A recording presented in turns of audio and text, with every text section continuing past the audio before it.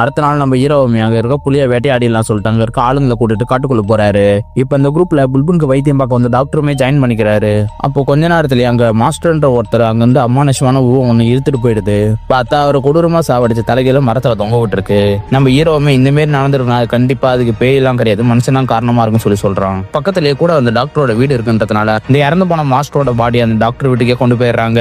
நம்ம ஹீரோவுமே இந்த டாக்டர் புல்புலுக்கு ஏதோ கனெக்ஷன் இருக்கும் சொல்லிட்டு யோசிக்க ஆரம்பிக்கிறான். உடனே வினோதினி அன்னிக்கிட்ட போய் இந்த டாக்டர் நம்ம வீட்டுக்கு எத்தனை நாளா வந்துட்டு இருக்கா சொல்லிட்டு கேட்கறான். ஆனா அந்த வினோதினியும் மத்தவங்க பத்தி தப்பா சொல்ற வேலையை ஃபுல் டைமா பண்ணிட்டு இருக்கா. அதனாலேயே அவங்க அண்ணன் எப்ப வீட்டு விட்டு போனாரோ அதுல இருந்து இந்த டாக்டர் வந்துட்டு இருக்கா சொல்லுறாங்க.